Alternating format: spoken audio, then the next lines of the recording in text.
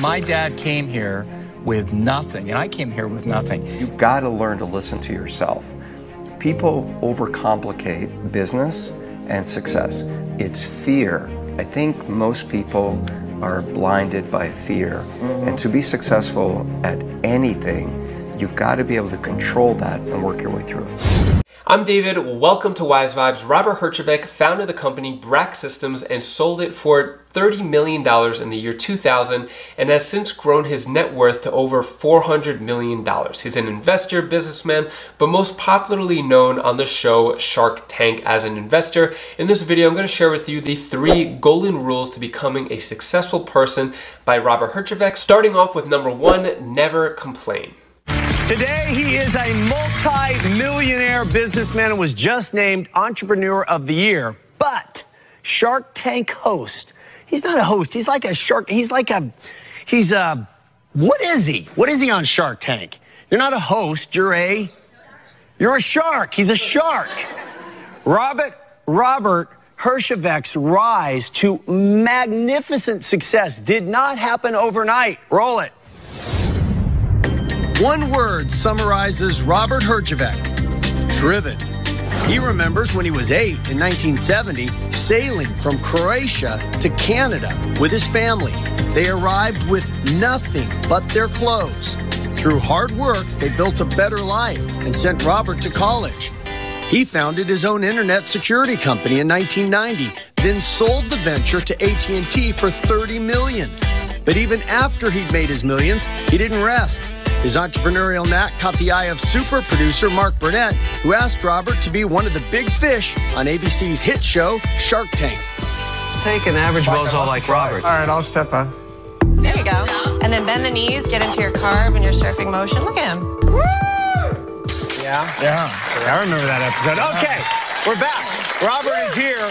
I said at the top of the show, I am a super fan of the show. It is we're lame enough to only do one thing on Friday night. And nobody's lame that watches our show, Jeff. Come on. Good point. Right. You know what I mean? It's like Friday night, and our date night is Shark Tank, and we sit on the couch, and this is what we do. We pause the show with our kids. We pause it when they first pitch you, and we say, who's in? Anybody interested? Then they pitch you a little further, and then before you guys decide, how you're going to mix it up, we guess if you'll like it or if Cuban will like it. How often are you right? It depends. You guys do tend to like certain things. We do. We're pretty unpredictable sometimes. Sometimes you think that we're going to go for something and it's completely out of the blue. So who writes the check in your household if you buy something? If we buy something, well, it depends which one of it. If it's the kids, we say, how much of your money would you be willing to invest? Ooh.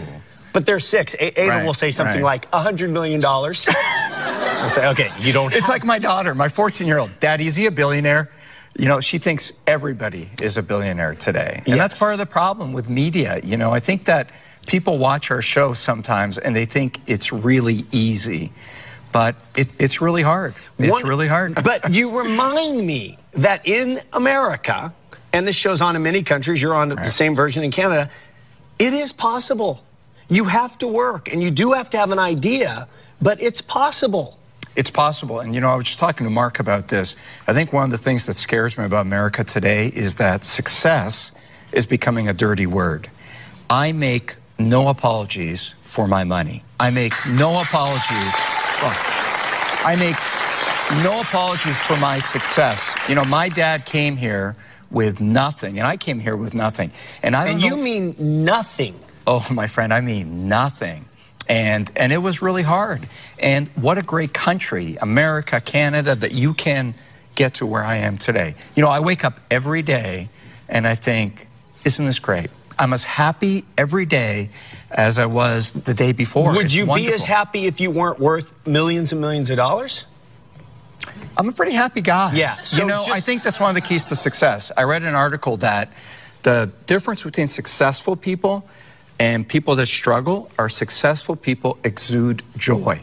Jeff, if you're not a happy guy and other people don't want to hang out with you, why would they hang out with you? If you're miserable and nobody wants to spend time with you, how are you ever going to get ahead? Yeah, why complain? Well, and I think about that a lot when you think about just the simple thing of smiling. in a day, Absolutely. how it changes your day. I remember when we were really young, this lesson was taught to me by my dad, and I kind of had a miserable day at school because, you know, the kids make fun of you, you're an immigrant, you're poor. And I came home and I was feeling sorry for myself. And my dad came home, it's going to sound so melodramatic, he walked a couple of miles to the factory. He was a blue-collar guy, and I came home and he just stood there, and I was complaining about my day. Where were you living? Oh, we were living in like this stage would be 3 times the size in a little apartment. Oh my gosh. Oh, it wasn't pleasant. And my dad was just standing there, and I was complaining and feeling sorry for myself. And my dad looks at me and says, never complain. You should always be happy with the opportunities given you. And that was it. And so you know. Number 2 is become the person others want to know. We are here with investor and shark from the show Shark Tank. Am I saying your last name right? Herjavec? You know, the proper pronunciation, you'll be the only guy to ever hear this on TV, is actually Herjavec. But my dad came to the customs agent, and the guy said, "What's your name?" My dad said, Herjavec. And the guy looked at him and said, "Nobody will ever be able to say that. From now on, your name is Herjavec." Really? And that was it. And your heritage was shifted a little right there. Just a little bit. But okay. Yes, you're saying it right. Okay, so on this show, there's 5 of you sitting there, and you all... What? There's 4 other people on that show? And you all have this money and experience, enough that you could invest if you wanted to. So a guy comes up, or a girl, and they pitch their product.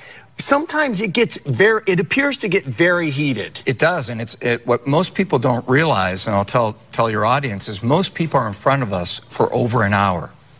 Really? Because it's 5 minutes on the show. It's 5 minutes on the show, and we know nothing about them. We don't know their name. We don't know how much money they want. We don't know anything. That surprises me. I would figure you at least had a little bit of a note about something. No, it's real. It's real. And yes, it's really our money. None of my friends believe it's really our money and we know nothing about them. But when we're writing those checks, it's really our money. And so, okay, I'm guessing... So the problem is, the guy comes out, and not all of them make a lot of money, but every now and then, some make a lot of money. We had a guy last season come out, Chord Buddy. I remember it, for the guitar. And he came out for the guitar, teach you how to play guitar in 5 minutes. It's fantastic.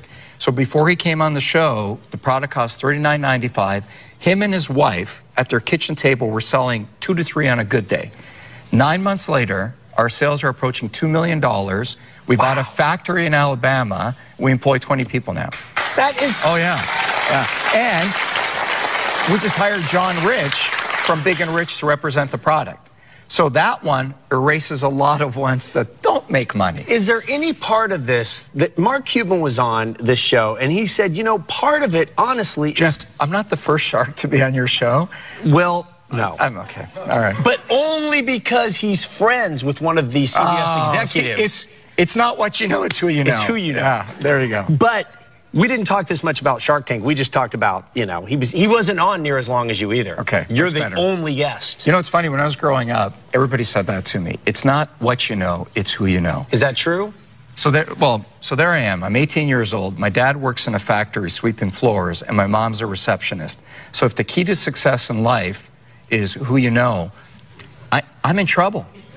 So I said to myself, I don't believe that. I believe I got to go out and become the guy that others want to get to know. And if you're liking the video so far, hit the like button and subscribe to the channel for more daily and motivational videos. Number 3 is listen to yourself. And you listen to what you call your spidey senses, or your spider senses, your intuition.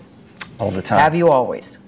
Always, always. I learned that from my parents because I don't have a fancy education. We didn't have fancy advisors. The most successful person I knew growing up was my dad's boss, and that was only because he had more seniority in the union than my dad. So you've got to learn to listen to yourself. People overcomplicate business and success. People are watching right now and say, oh, I can't do what he does because I don't know how to run a business. Everybody has the ability. You just got to listen to yourself. That's hard to do. Very hard. Because you get the message and it's unemotional, and you think, I know you have to listen to your senses. When you're on an elevator, a big, hefty guy gets on as a female, get off.